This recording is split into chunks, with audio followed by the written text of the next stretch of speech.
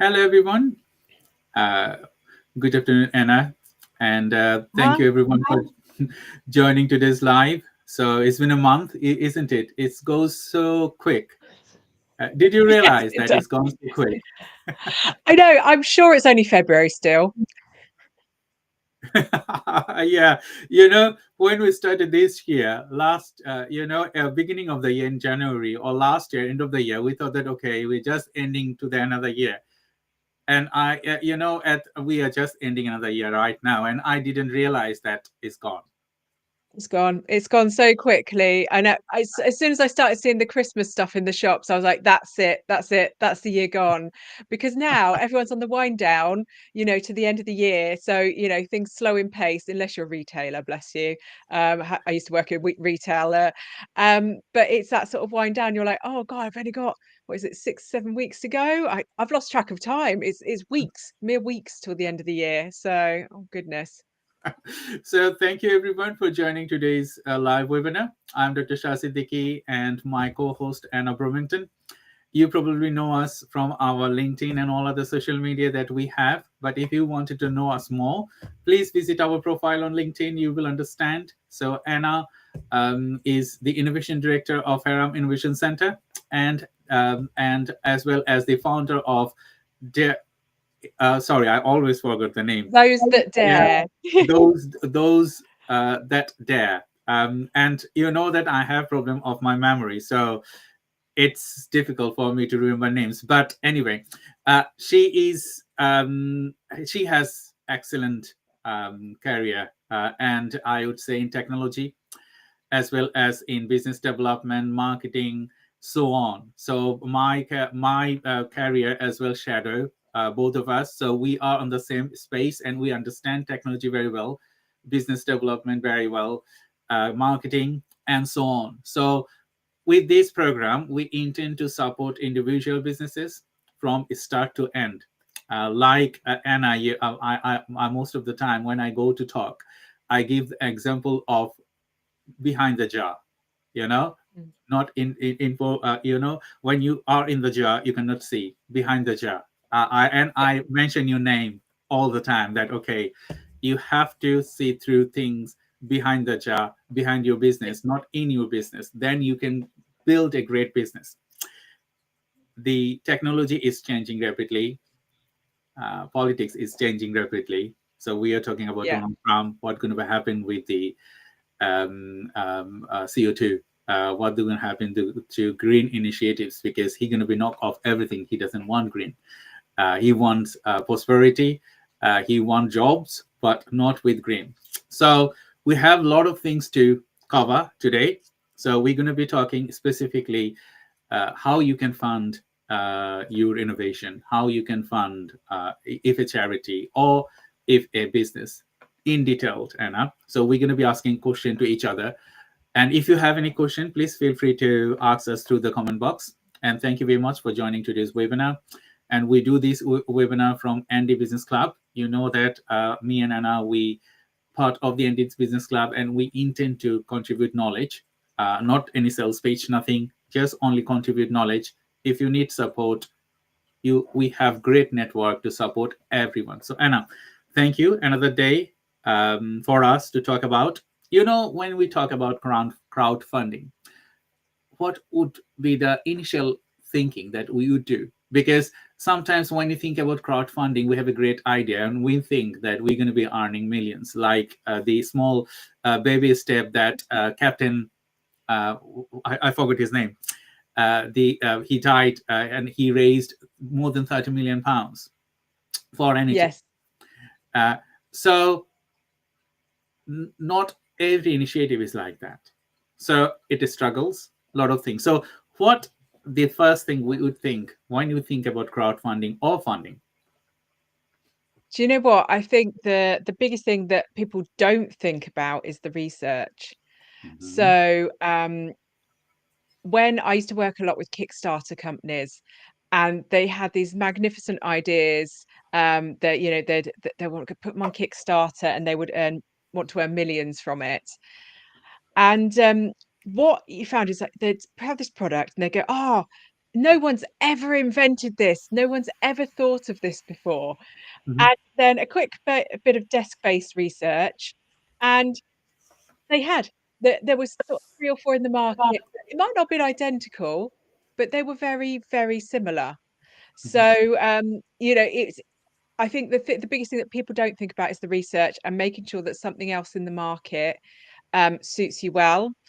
Also researching the type of crowdfunding platform. So, for example, Kickstarter has a very specific audience on it, which is it tends to be quite male heavy and a certain type of demographic that likes it. So if you went on Kickstarter with the wrong type of product, it just wouldn't do well because your audience isn't there. Mhm. Or they might be a secondary audience. So it might be, the the the people on there, they're sort of wives or children, but you've got to make sure that you're aiming it towards the right audience and speaking to them. So that the research part is the biggest bit, because crowdfunding can be really hard. It needs a lot of marketing. You can't just put it up there and people will come. Was it Captain Tom that you mentioned earlier that did the crowdfunding? I mean, he was in the papers all the time. He had loads of people, doing sort of free marketing for him because he was the hearts of the British people. So you've got to think about how you can, you're going to how the effort you're going to take to market it as well, because it's not something that just happens overnight. I don't know if you I agree totally, with that, Dr. Shah. I totally agree with you because I'm working in the landscape of a charitable work. I'm doing it last 5 years. Still, I did not start crowdfunding it because the first thing is you need to have time. One thing, if you're doing multiple things at the same time, you need to invest a lot of time to start raising funds. It's not like that you will put something on and people will jump and pay you millions. It doesn't work like that way. You talk about Mm, marketing. We understand marketing very well because some people they would say, okay, we just place a case on crowdfunding platform, any of them, and we are just raising money. People will not know that you have included a page over there without marketing because mm, you have to reach people. I have also seen by working with granular level people in the community, like so they are raising funds, not even placing them on the crowdfunding. They are raising referrals. Like, okay, yeah. someone is doing a good cause, and they are raising some money towards some causes. That also good for anyone they wanted to raise funds. But it has to be research based, as you said, Mm. what you wanted to do and what would be your achievement after you get funds. How, if you do not get funds, what you need to do as well. Because some people they would say, okay, I'm doing putting up an events, I'm going to support something, some causes, and if I do not get fund, I will stop. That will never ever people will support you by that because Yeah. it has to be a continual process. Or if you're supporting any specific cause, uh, if that is solved, you're thinking um, maybe stop on that space. But does it work like that way? Like, okay, maybe I'm supporting someone causes and that is finished, and I'm stop. How the mentality of a person would be when they are doing crowdfunding is going to be one of projects, or is going to be multiple projects, or is going to be something like that. So we need to understand it better. Yeah, I think it depends on your on your goals and the longevity of the business that you want. They are all very different. I've seen people. I supported a company. I think that was on Kickstarter. It might have been one of the other ones. Oh, it must have been 10 years ago, called Rocketbook, Mhm. who do books that you can write in and then you can wipe them clean and then rewriting them, and they use the Pilot friction pens to work. And I think I'd got their second round of crowdfunding. So their first round was a paper-based book, which you wrote in with a Pilot friction pen, and then you put it in the microwave to erase all of the content, because pilot friction pens work on heat. So you could pop this book in the microwave, it would heat it up and the ink would disappear. And then their second round was this more reusable one that didn't have paper, it was like plastic sheets, and I invested in that, and that was their sort of second round where they'd got a new product. And they're still crowdfunding. I'm sure I saw they were crowdfunding last year as well, so they're still continually crowdfunding. So it's very much, crowdfunding has become very much a part of their development life cycle, and it's worked really well for them. They seem to meet their goals continuously, they're always redeveloping products. Other times I've seen people that they have maybe got just one or two products in them. It's one thing, their magnum opus, their great work of, that this is the thing that I wanted to invent and create. And then they just market the one product. Often they might exit or sell it to someone later down the line.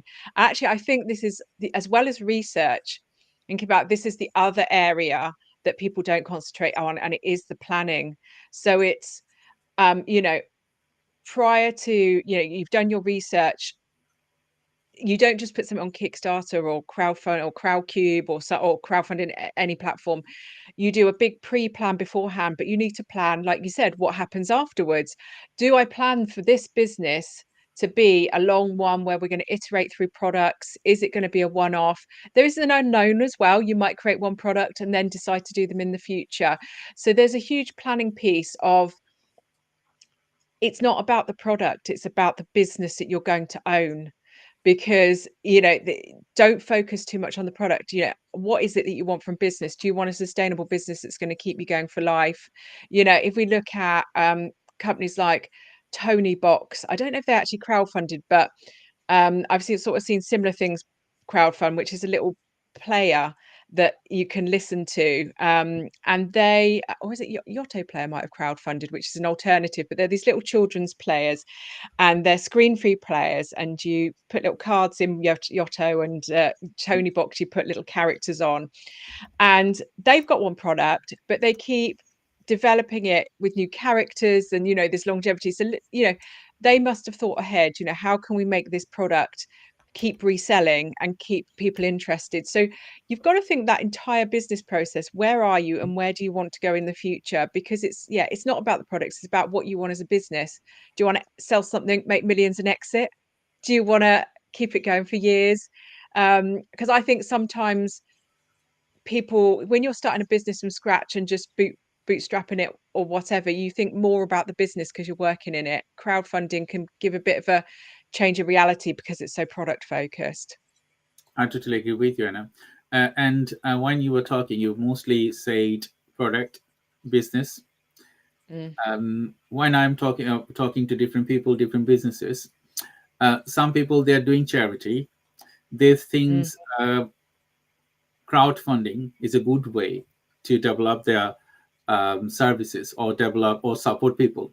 But sometimes most of the people, they fail to understand that charity is also a business. Without business, you cannot survive, you cannot sustain. I was put off with some of the people that I worked previously. They said, no, we are not doing business. This is charitable work, it's not business. And I failed with them because they will not accept that charity is also a business. They say, no, this is not a business. I don't want it to have income. I don't want it to. But, when you do your work, it doesn't matter. It's a charitable work, it's a business, a limited company or sole traders or whatever.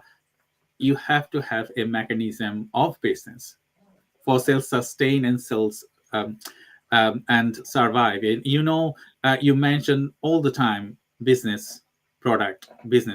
Everything that we see in our eyes is a product, is a business. So if you do not have a product, doesn't matter what the product is. It could be a physical product, it could be a community work product, it could be different things. So if you do not have a product, and if you do not have research based on that product, and as well as your longevity, like what you're going to do, what you do afterwards. And we talk about Captain Tom, what happened afterwards? We all know that. Their entire family was barred to do business, I think, next 10 years. So you know, it's not like you're earning millions, but it also how you spend that money. You have to be Mm. committed, ethical, and a lot of other things engage with that. There are many crowdfunding companies. We have named Kickstarter, then GoFundMe, Yeah. and a lot of other companies out there. When people are thinking about crowdfunding their projects, how do they know they are ready? Like, okay, I wanted to start a crowdfunding page. How they know that they are ready for that? Do you know, it's a hard one because what you really need to do is go out and do a little bit of market research. I was going back to the research Mhm. phase. Um, you you can ask friends and family if you don't know anyone else, but if you know anyone in a sort of local community or just some people, neighbors, anyone that you can ask to sort of find out whether it might be something that can buy this product. It depends how, if you've got any money to spend. If you've got some money to spend, a proper market research with a market research agency is a brilliant way to go.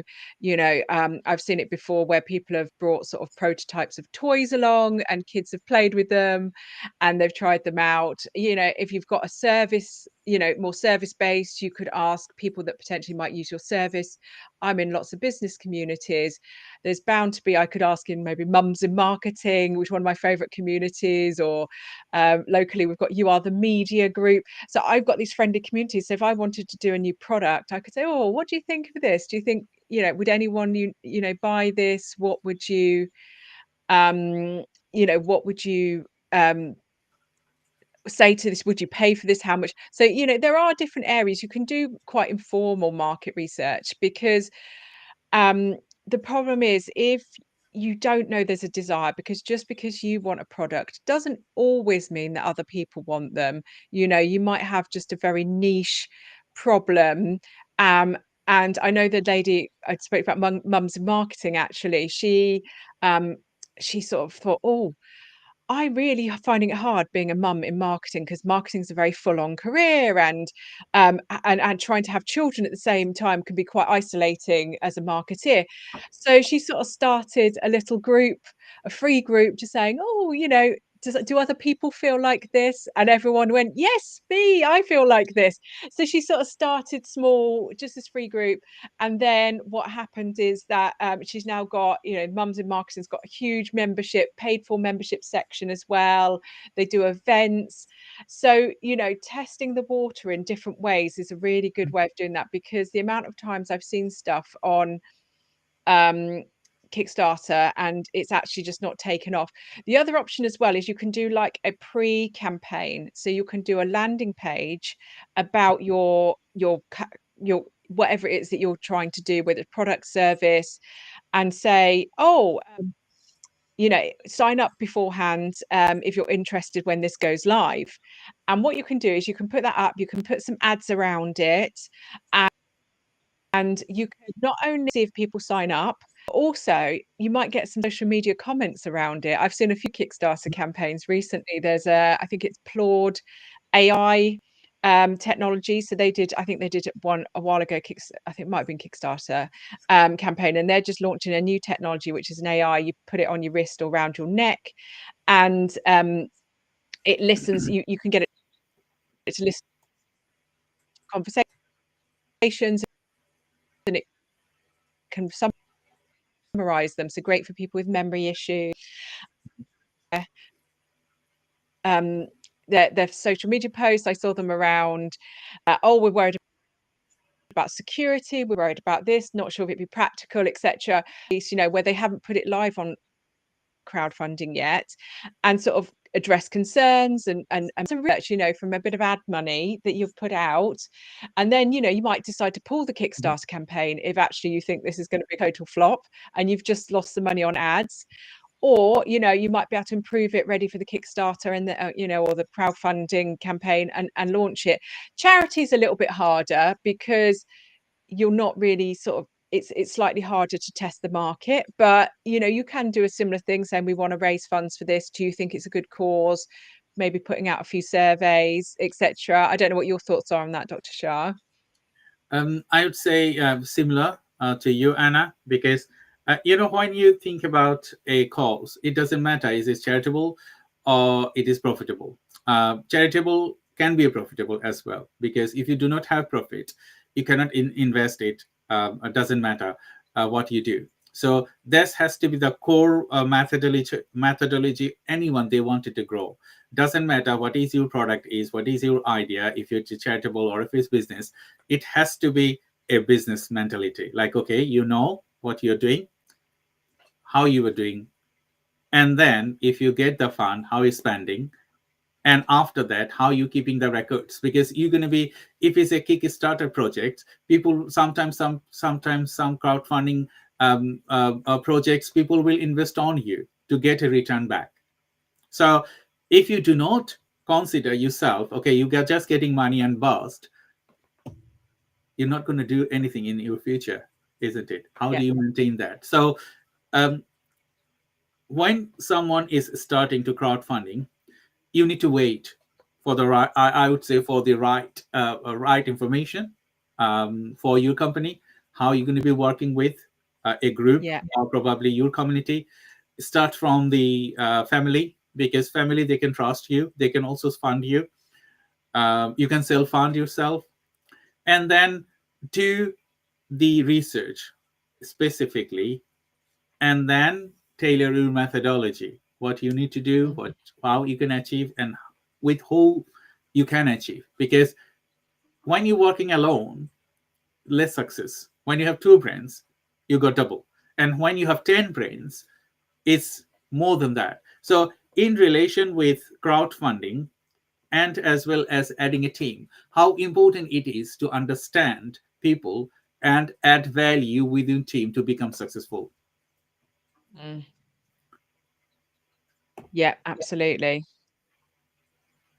So if someone is thinking, okay, I'm raising some money, I have engaged with a recent program, not program, recent company. We're going to be working with technology to support businesses in reducing carbon emission for textile related companies. And we are now thinking about, okay, adding value. Okay, how do we fund this project? Because when you wanted to add value, you need to have the work, the strategical work done first, and Mm. then we will think that, okay, are you ready for crowdfunding? You have a great idea, but sometimes we see that you have great idea, but you don't have great people with you, and that idea will not never get succeeded. So I Yeah. wanted to ask you a question, Anna, because you working with a lot of innovation companies and with Farnham Innovation Center and type of your work, how important it is to have a good and great team to be successful for crowdfunding and business development. Yeah, it's a really good question because, and actually, interestingly, some of the best crowdfunding campaigns, people really leverage their team. So you'll see on, I see it regularly on Kickstarter that they sort of say, "This is the team, so and so, ex Google," or to sort of give people that sense of security. So not only is it successful for your business, but giving people that sense of security that might crowdfund with you. And it is really important because there's a few businesses that I know of. We're going to have a event at Feminine Innovation Centre next month about, it's called Failed Lunch, and it's around failures before success. And one of the chaps that's going to talk there is around maybe not always having the best people around, so that his business nearly failed. I think it was about 3 times because he was really driving the business, but people didn't have the same motivation, they didn't have the same ethics, the same outcomes. So it meant that he nearly lost his business several times. You do have to be really important, because I like, in a business, I feel like there needs to be diversity of thought, but there also does need to have similarities in the goals and the work ethics, because those are the two biggest things. If you agree on where you're going and you're all going to work hard towards it, no matter what. You've got slightly different opinions, that's fine. It's those two things that really, really drive that campaign and drive, you know, that funding, whether it's, you know, crowdfunding or even going for investment and finance. Because if you're speaking to investors, you need to go in as one unit, as one, you know, cohesive team, that they can talk to any member of that team during those investment pitches and get, you know, a good response. Because otherwise you're just carrying people. So, and hiring is incredibly difficult. You know, I've hired many people, and getting that right team, you know, getting one wrong person in a brilliant team. I had it once where I had a superstar team, and one person I'd inherited was not good. And it meant that some of my team were crying every day, and you know, not producing their best work. And you know, sadly that person had to go. And as soon as they went, the team just went like this, because you know, they were all different. The team had different personalities. It wasn't about that homogenous thinking. It was about, they all had sort of, they all wanted to succeed, and they all wanted to do well in their chosen fields, and they were all fabulous. But you know, you do have to get, and I know this is the one thing that I always say to people: if someone is being negative in your team or bring it down, you have to be quite, ruthless isn't the word, you know, but decisive on getting rid of them. You know, I'm a big one for performance improvement plans, trying to get someone, because sometimes people just need a little bit of work. But if you've tried all that and they're really not getting it, you know, you do have to make the hard decisions. Business owners have to make hard decisions for the benefit of the business. It's an awful thing. I don't like getting rid of people. I really don't. It's my most hated thing in the world. But it's, oh God, I'm going to use the word, the greater good. It's for the greater good. And you know, it's some people just aren't the right fit. And yeah, sometimes they'll fit beautifully other places that fit their work ethics better, you know. But it's just being brutal and thinking about stuff. Because crowdfunding, you know, investment, any type of funding is incredibly hard to get through. And you Mhm. don't want to be thinking and worrying about other things while you're trying to do it. Now, I'm really going to say sorry to anyone that, you know, has employees that aren't, you know, pulling their weight, or team members. It is hard. And I don't expect you to go and just get rid of them right now. But, you know, think about how you can either make them part of the team, or what your plan of action is if you can't. Because yeah, you've got to be, it's really important. It's a really good point, Dr. Shah, on that. I totally agree with you. As I work with many projects, if you do not have a right team, it doesn't matter what you are thinking. You might have a good idea, but that idea will not get you out there that you wanted to. Because sometimes, as an innovator, we are within a cocoon. Like, okay, Mm. we have our internal world, and with that world we do not value other people's idea. That's one thing. Like the jar, we most of the time we say. Another thing is that we do not have right people within our team. It can ruin your entire idea. So uh, all the people they are watching our live today, a few things that I wanted to mention today, in our last half an hour conversation, is that anything that you do, crowdfunding or VC funding, and a lot of other funding are available for you to um, have your project succeeded. The first thing, you need to have a growth mindset. Okay, you have to have acceptance. Like, okay, you accept people, um, and as well as new ideas. Like, I have a great idea, and that is always great. But some other people, they might think that, okay, you have a great idea, but you need to transform your idea this way, then it can give you success. If I don't listen to them, then I am a one person shop. So no one Mm-hmm. can work with me, and I will not be get succeeded. If you have a lot of money, you can self fund. You will have a lot of employees. They will just say, bravo, bravo, whatever you do, doesn't matter, you do wrong or right. But if you want a team player, you're going to be a colleague of your employee, not like a thing just ordering them. Yeah, not, no dictators. Dictators. Uh, so Otherwise, you can be successful. You can be, because I work with many teams in the UK and globally. The first thing that I talk to them, we are friends when we work together, and we value each other comments, we value each other ideas, and from there we can tailor a different methodology that will fit for the purpose of the audience that we wanted to serve. Most of the time we fail when we work with individual person, that okay, I have a great idea, and we do not see what other people are seeing. Is that great? Maybe it's great for me, it's not great for other people. So if you do not talk about that, if you do not do the strategy, if you do not research your projects, what other people say, you talk about the different type of um, um, uh, valuing your project, talking to people, Mm. surveying, like okay, what people think. And then when you have like all those things done, you are on a very good situation for you to place your idea for crowdfunding, because you will be having all this sanity check, like okay, is it idea is good for this purpose, uh, people valuing it, how many people have valued it, uh, who have told you that they're going to be funding it. So Mm. all those things, when it is there, that's the right moment for you to place it for the greater audience. But as we discussed earlier, and with Anna's point, that it has to be uh, gradually developed with Mm. your thought, some observations, and other things, then you can succeed your projects.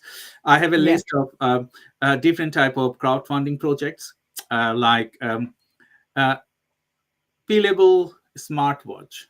So they raised 20 million US dollar. Okay, I have another coolest collar. It's a Kickstarter project, and they raised 13 million US dollar. Another one is exploding kittens. They raised I love that game. uh, they raised $8.7 million. So we are just talking about millions here. But when you talk about this kind of projects, it's not that they're going to be they started yesterday. They're raising millions now. So Mm. you have to work through it. Anyone they are watching this live webinar, it's like if you have a great idea, first thing you need to work, research, and then second, good team, and then the right moment you place your idea for the project to fund your project. So Yeah. in the second half, Anna, if we talk about something like, okay, when you get the money, like, okay, you are a successful project, you got the money, what you do, what are the steps you should do in relation to nurture your crowdfunding elements?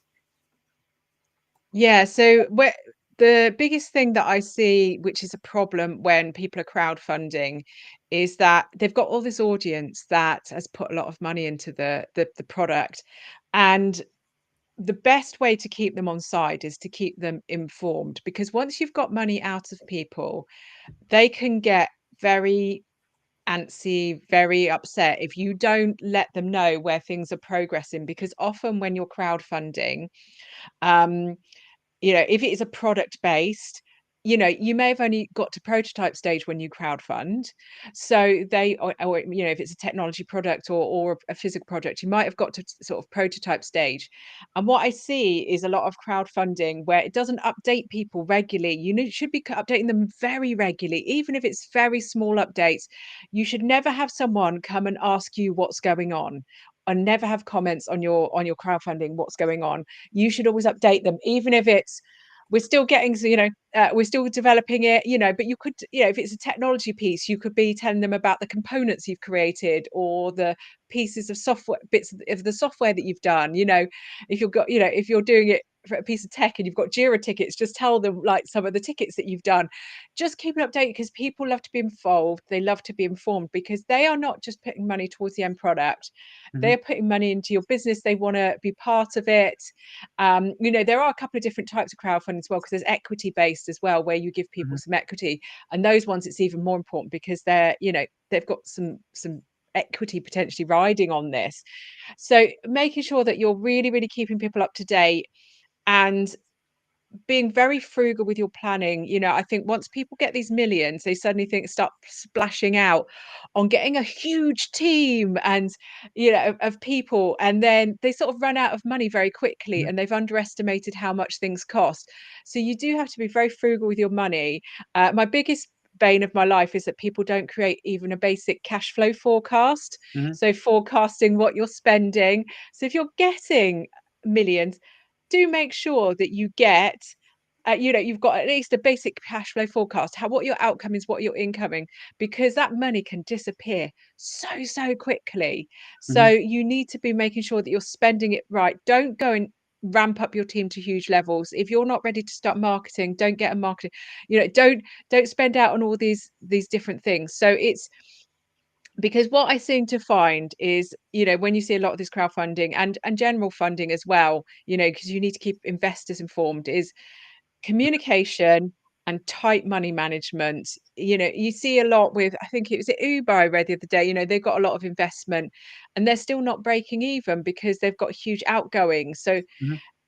you see this a lot with these big startups, that they get all this income and all these wonderful amounts of money, yet actually they are they're hemorrhaging money because they've got huge outgoings. So really keep tight control on that money. I do suggest actually going on some maybe bookkeeping courses, accounting courses, financial courses, if you can get someone to help you, a financial advisor to help you through it.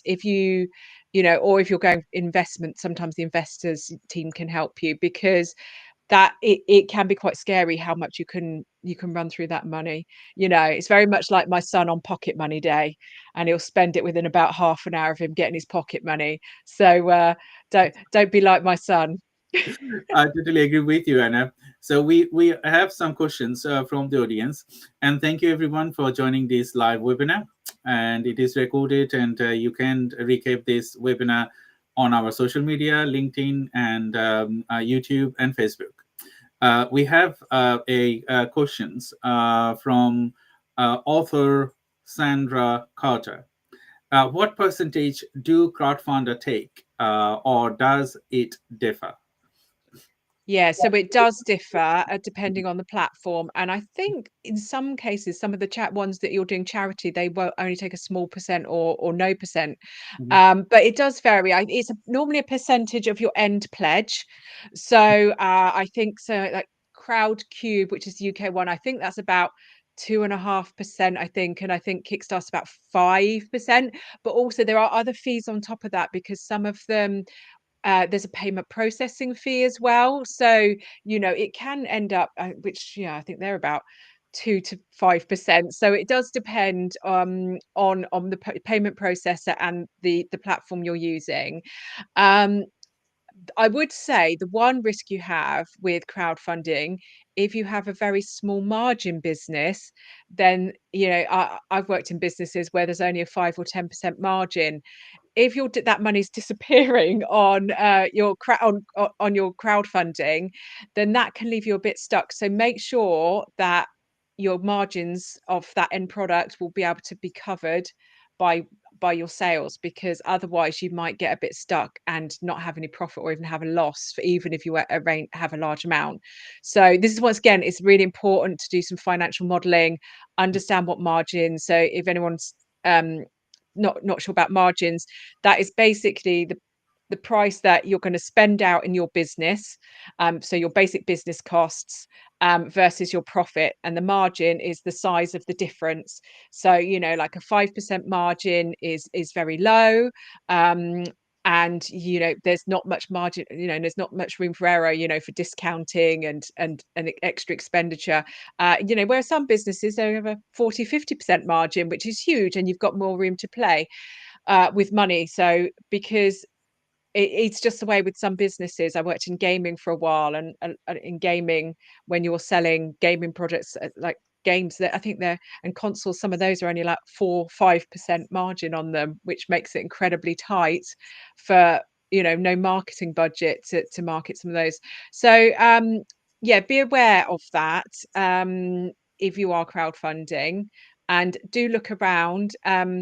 You will find it'll be a match of the type of platform that it is that's good for you, whether you're product based, whether you're charity based, whether you're service based business, the type of audience that is on the crowdfunding, and the fees. So you're gonna have to have a look around to get something that matches your preference. Don't go, you know, a lot of people just go with Kickstarter because it's well known, but Mhm. don't do that. You know, have a look around and see what works for you best. Thank you, Anna. To everyone, thank you for joining today's live webinar. I'm Dr. Shah Siddiqui, and we have Anna Bravingtone, and we are from Andy Business Club. Thank you very much for your contribution. We're hoping to have more questions. So, Arthur has another question. What would you suggest to offer the investor? That's a brilliant question, Arthur, I would say. Um, Before you think about investor, you need to think about your package, your product, what you are building, because uh, I know every idea is precious. Every idea is precious. Doesn't matter what the idea you have, but that precious idea will not attract investor if you do not have all the necessary things that you have to. Like now, technology wise, you have to have all the technology embedded. Like, okay, you have to have a website, you have to have packaging ready. Like, okay, if you are selling a product or services, if it's a physical product, you need to have a prototype built. Otherwise, even if you have a patent, like, okay, you're going to build a prototype, but you have a patent, that piece of paper, investor will invest. If you do not have a patent, you have to have a physical product or services. If you are a service based company and if you have a great idea for services, that I just share that I'm just collaborating with a company that is called Green Threads, and we're going to be supporting people with green technology, and the uh, European DPP, Digital Product Passport, is coming in 2027. So we are producing a service-based company that will tailor that methodology to allow companies to become sustainable. So we are preparing, and we are working last 1 year, more than a year, to come to this stage that people will start investing on us. So investment is critical when you're thinking about it, but you have to have a right team. We have 6-7 people team, so we have, right, as Anna said, that you need an accountant, because if you do not understand the money matter, there has to be someone on your team, they understand the end-to-end process. You need technologists, they understand the technology, like in this era of AI and technology innovation, how you solve the problem, how you attract people, you have to have that.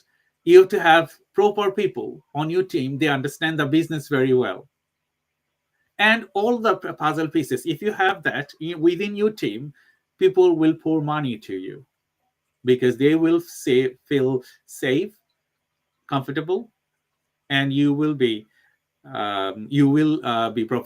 So Anna, what is your suggestion then? What would you suggest to the investor, what they do? Yeah, I think, you know, exactly what you said, Dr. Shah. You know, you need that information, and you need the sort of the prototype, because what would you suggest to investors? It is that, how long is a piece of string? It's depends on where you are in your product life cycle. You know, some people will invest at idea stage, so they haven't got, you know, they don't know much about what you're going to earn. They don't know much about um yeah, what where this product is going, but you might have some information about the market. You might have done some market research, and they might say, oh, actually this could work and could possibly work. So at that stage, there's a higher risk potentially for the investor. It depends how much they're investing. They might only invest a small amount, but there might be a higher risk. So if they're going to take on risk, they'll probably want more from you. If you're a well-established business and you have a really good cash flow, you have market presence, them, and depending on, once again, how much they're going to invest, if it's going to be a large amount versus a small amount, you might be a less risk business, and they might, a bit like investing in the property market, we go, it's a bit lower risk. They might go, this is low risk, I might not get as big return, but I know that I'm going to get a return. So it is so variable on how much you can give away. It's basically as much is somewhere between as little as possible, give away as little as possible, but also as much as you can bear to give away. You'll probably end up somewhere between the two, because the investor will push you for a high amount and you will want a low amount, and there will be a negotiation stage somewhere, and you'll probably meet in the middle somewhere. And you have to be comfortable enough, we talked about margins and earnings. You need to be comfortable enough that actually this business is going to earn you enough money, that the pot that you've got left is going to give you enough money as a business owner to run the company, but also to, for yourself. So it's a very big negotiation, and I must admit there is no answer to that question.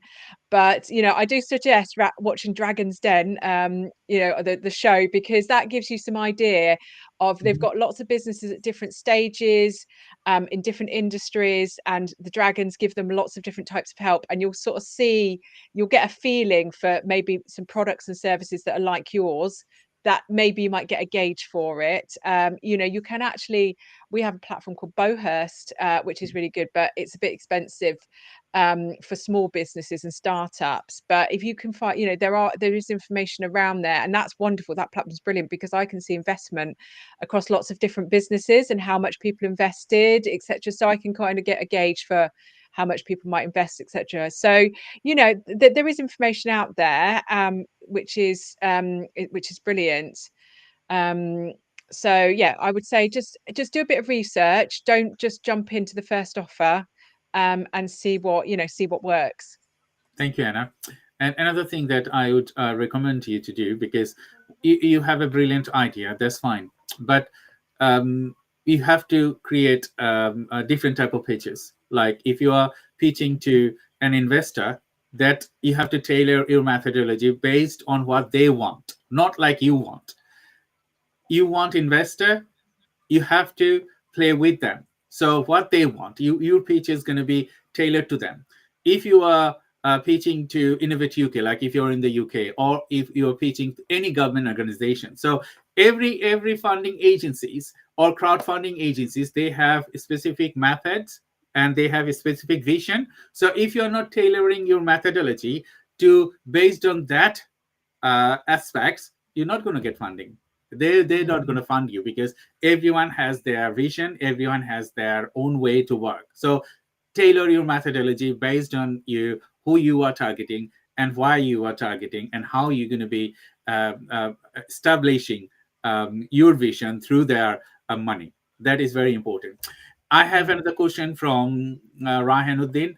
Is my funding target realistic and achievable for my target audience? It depends what your funding target is, I guess. Yeah.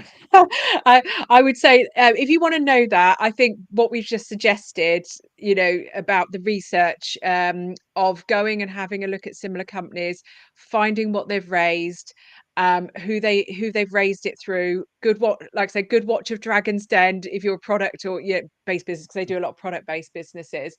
Have a look at Kickstarter, GoFundMe, all the different platforms, and see what similar companies have raised for their industry, because that will give you a really good idea if it's realistic.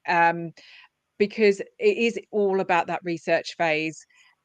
Is this something, if no company has ever raised £2 million for a very similar product to you, then it may be a struggle. But whereas if 2 or 3 other companies that have, it might be possible, although you may have missed the boat if 2 or 3 other companies have already raised it. But it's that research phase. Go and have a look at what other people have raised, because that's where the key will be. It's different for every product, every industry, every platform. Thank you, Anna. And thank you, everyone, for your questions. And our next question is from Alan Bronton. Good morning. We have completed 1 clinical trials showing positive use of our tech for ADHD and are currently looking for funding to expand into trials for other end users. In relation to that, we are both Andy persons. So you are doing a great work, Alan. But as we discussed earlier, and me both, that whatever you do, uh, you have to be a visionary. That what you wanted to achieve through your product and services, and then finding the right people Mm. within your groups. Because sometimes some people they say, "Okay, I'm enough." If you are enough, that's fine. We don't have any question about that. But if you think that you need appropriate people in your team, then you might need to give them equity. You might need to give them salary. If you might need to give them other way of recognizing their work, and that is very important. Some people, they would say, okay, come and get on board with me, and no one will work free. No one. You wouldn't work free for other people. So do not expect anyone that they will come and work for you free. If you wanted to engage someone, engage with them with a commitment or probably an agreement. What can be your work, and then you can bring your idea to the next level. So, Anna, do you have any suggestion for Alan? No, it's very interesting actually, because I'm really interested in, I have ADHD, so I'm really interested in tech. I was discussing with one of my colleagues the other day that I've downloaded several ADHD sound apps actually. My latest one was Brain FM, which is supposed to work with helping to focus and concentrate. So there are, you've talked about your tech for ADHD. There is definitely a desire for them to help with, with traits where I really struggle to focus at work. I don't know how your tech works, but I really struggle to focus at work. And when I saw an ad for Brain FM, I thought, oh, that sounds really interesting. Might be able to put it on and see if I can focus a little bit better. Because I know that listening to classical music helps me quite well, and I know that people are always listening and looking out for things that are alternatives to medication as well. So in your space, there's definitely a huge area that is quite a passion for it at the moment. So um, the funding that to expand could come in multiple ways. It could come from crowdfunding. People like myself, I'd be on there, you know, putting my money in, pledging away. For if you're looking at crowdfunding, I know the ones that I've seen, they've done a lot of marketing on. Oh, Brain FM's a competitor, he said. Ah, interesting. So yeah, so there's lots of different ways. So there is the crowdfunding way, and a lot of companies are doing a lot of Facebook ads around trying to gauge that market research at the moment. Um, there is a lot of investment going on in that area at the moment. I do see things. I've got Grant Finder, so I do see grants for health tech quite regularly, help with neurodiversity.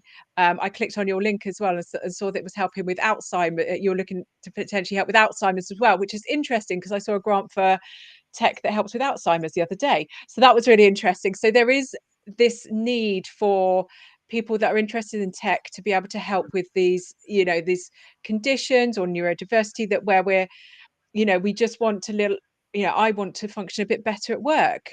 And I mean, Dr. Shah will attest to this, that I'm the most unorganized person in the existence of mankind. And Dr. Shah does all the organizing because he's brilliant at it. Um, so there are some good things, and from investment stage, it depends where you are in terms of if you've had investment before, but if you've sort of done angel, is it ready for VC? If it's tech, there's Dr. Shah mentioned Innovate UK as well. So there's lots and lots of possibilities out there. And yeah, it'd be great to chat to you actually, because I'd be really interested in learning more about the tech, because that's right up my street as well. So I'll connect with you, Alan, and learn more about it. Though, where my brain hyper focuses on this tech, so now my brain's going, oh, new tech to hyper focus on. Alan, I shall be reading your website and devouring every moment of it. So yeah. I'm obsessed. I'm obsessed with tech. So, but yeah, there are lots of different options out there. Funding is harder at the moment, with less EU grants in the UK, and money being a bit tighter from investors. So it is a little bit harder, but you may find something that you like. So, but we're good to have a chat because I'm really interested. Thank you, Alan, for your questions and as well as your emoji. We are nearly end of our session. We just have 5 minutes. We could have answered more questions, but uh, in relation with another questions that we wanted to answer is like transparency for your funding during and after. So if you wanted to transparent your funding, you have to do that, because without transparency, you cannot grow, because you might earn maybe a couple of thousands pounds or a couple of millions pounds, but you need to have a growth mindset. So if you are not transparent within your first funding, then if you are in a struggle, no one going to fund you ever. So that is very important for anyone they are funding themselves, keeping records, adding, as Anna discussed, that they do not need to come to you to ask for specific information. You have to have a mechanism to add value and inform them all the time, updating it. And Anna, do you have any suggestion for that transparency? Yeah, and just to say, it's not always the good updates. If there are bad updates, it's that old issue and resolution. So if you have an issue coming up, how are you going to resolve it? Because the worst thing, whether it's crowdfunding or it's an investor or investment firm, the worst thing is suddenly, surprise, we've run out of money and all this disaster happened. That is the worst thing you can do. You'll struggle to get people to touch you to invest again. What you need is to update people constantly, even if it's bad stuff, but say, right, we've got this issue in production, but, and then you give a solution, so they know that you're being proactive about it, because they need to know that you're spending their money wisely, you're being proactive, rather than, oh no, there's an issue, or that's the end of the world. So you've got to keep transparent. And I would say, crowdfunding is slightly different, because it tends to be, the platforms have a messaging center where you put all your updates on it. But if you've got an investor, like monthly or quarterly update meetings, depend on how hands-on your investor is, because also investors have done this before. If an issue's come up, they might know the solution to it. So they might, oh, well, I've got a production plant over here I can point you to, so tell them, and you might get help for it. Thank you, Anna. We are nearly end of our session today, and it's been a pleasure talking to you, Anna, and all the people we have watched this webinar. Feel free to spread the word. Me and Anna every second Thursday, second week every month, with a specific plans and programs, talk about business development, marketing, crowdfunding, and so on. As you know, we are neurodivergent person. We have many ideas, and not only many ideas, we are successful that what we do. So it's not like we are idea based people. We have great experiences, and we work together with many businesses to lead them to success. So if you are thinking that, okay, we are the right person for contribution, for a discussion, feel free to contact us. We're not going to be charging you any money. And the Business Club is totally free for anyone they wanted to get involved and get supported. So we might signpost you those people you need help with, because we have greater connections, and they are all professional people. You will get supported. So end of the session, and a few key takeaways. So you gave some takeaways, and then I will give some takeaways, and then in this program. I would say research and communication. I seem to be the two themes that were around this, making sure that you're prepared, and once you're in the process of funding, that you're keeping people updated.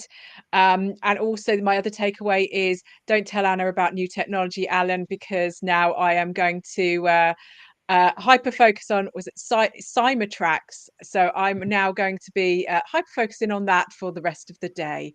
And I'm supposed to be off to Venture Fest this afternoon to find out about the latest investment stuff. So I'm going to be focusing on this wonderful new tech instead. Thank you, Anna. And if you are in Southampton or Hampshire, there is an event ongoing today. Venture Fest, you know that they also support innovators, and you will find a lot of tech companies over there supporting individuals. Hundreds of peoples are going to be gathering today. So if you have time, please visit Venture Fest today. I'm not going today because I have my wife. She had a major operation a few weeks back, so I'm taking care of her. But thank you, everyone. I enjoyed today's session, and if you need Me anything, feel too. free to contact us.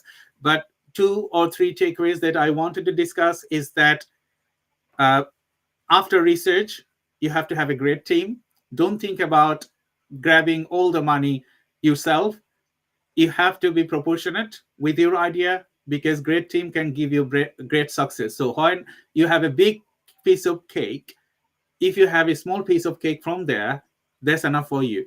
So don't think about you're going to be millionaire on the next day. Yes, you're going to be millionaire, but a small step at a time, with good team, good developments, and then you will be succeeded. So thank you, everyone, and bye bye for today. Bye. Bye.